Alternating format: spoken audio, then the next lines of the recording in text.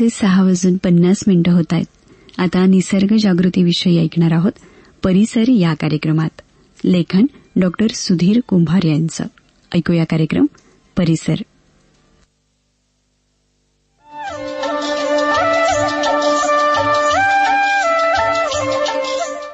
निसर्ग आणि पर्यावरण प्रेमी मित्रमैत्रिणींनो, निसर्ग संरक्षण संवर्धन करताना प्रदूषण नियंत्रण हा विषय कृतीतून शिकायचा असतो. त्यासाठी अनेक व्यक्ती कार्यरत असाव्या लागतात. पण एखादी व्यक्ती सातत्यपूर्ण मोहीम आखूही शकते. पोहायला जाणाऱ्यांना माहित आहे की आपल्या नद्या आपणच स्वच्छ ठेवल्या पाहिजेत. आपल्या परिसरातील नदी, ओढा, विहीर, तळं, तलाव ज्या ठिकाणी सफाई करायची ते ठिकाण निवडणं गरजेचं. योग्य सुरक्षित जागा निवडणं अपेक्षित आहे. सण, उत्सव, जत्रा, पर्यटन तसंच धार्मिक कामासाठी तिथं गर्दी होत असेल तर ती कोणत्या काळामध्ये होते याची माहिती गावकऱ्यांना असते. साहित्याचं नियोजन करावं लागेल, आरोग्यपूर्ण हाताळणी करावी लागेल. त्यासाठी लागणारे ग्लोव्ज, साबण, जंतुनाशकं, प्रथमोपचार पेटी हीही उपलब्ध करावी लागेल. भाविक, पर्यटक यांना कचरा आणि अस्वच्छता याच्या सूचना देणारे फलक, माहिती देणारे फलक हे जागोजागी लावायला लागतील. पाण्यात निर्माल्य टाकलं तर ते कुजतं आणि पाण्यात मोठ्या प्रमाणात जंतू वाढले की जलचरांना ऑक्सिजन कमी पडतं. मग हजारो मासे मृत पावतात. कचरा कोणता होईल, त्याचं प्रमाण कमी करण्याचे उपाय कोणते हे अगोदर शोधलं तर ते कमी करता येईल. गावातील, घरातील कचरा जसाच्या तसा ओढ्याकाठी, नदीकाठी हा टाकू नका. तसंच रस्त्याकडेला प्लास्टिकमध्ये गुंडाळून टाकलेला कचरा पहिल्या पावसात वाहून जातोय हेही लक्षात ठेवा.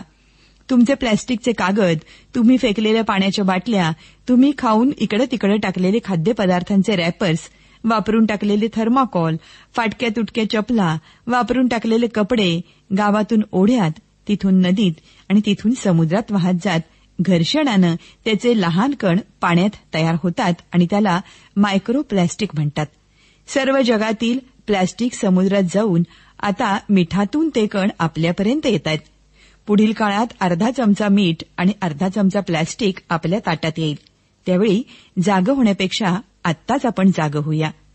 कचऱ्याचं वर्गीकरण करणं, प्लास्टिक आणि न कुजणारा कचरा वेगळा ठेवणं, कुजणारा कचरा, निर्माल्य एका ठिकाणी संकलित केलं तर त्याचं खतात रूपांतर करता येणं शक्य आहे. धोकादायक कचऱ्याची विल्हेवाट शास्त्रीय पद्धतीनंच लावली पाहिजे. तुम्हा मुलांचा सहभाग असेल तर या बालगटानं मोठ्यांच्या देखरेखीखाली सफाई मोहिमेत भाग घ्यावा. प्रबोधन करणं, पोस्टर्स करणं, पथनाट्य, गाणी सादर करणं यात तुमचा सहभाग असावा.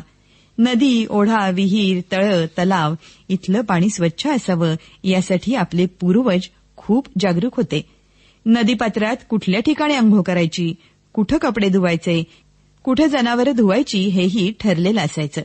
सांडपाणी, मैला पाणी, कचरा, निर्माल्य हे सर्व पाण्यात टाकायला बंदी होती. इतकंच नाही तर त्या पाणी साठवण्याच्या ठिकाणी मलमूत्र विसर्जनालाही बंदी असे. पायात चप्पल घालून तिथं जाता येत नसे. हा साठा पिण्याच्या पाण्याचा आहे हे समजावं म्हणून नागाच्या मूर्तीचे स्तंभही उभे केले जात असत. नदी, ओढा, तलाव या सफाई मोहिमेत वाहून येणारा कचरा काढल्यानंतर तो पुन्हा तिथे जाणार नाही ही काळजी घ्यावी. नदीच्या वरच्या बाजूला असतात ते सुरक्षित असतात कारण त्यांचा कचरा खाली वाहून जातो. कधी कधी पाण्याचा मूळचा रंग, वास आणि चवच बदलून जाते. असे पिण्यायोग्य नसलेले पाणी पिल्यामुळे मग अनेक साथीचे रोग उद्भवतात.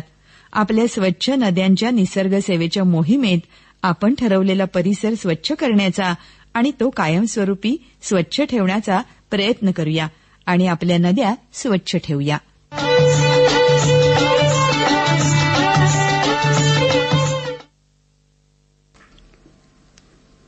श्रोतेहो, निसर्ग जागृतीविषयी आपण ऐकत होता परिसर या कार्यक्रमात.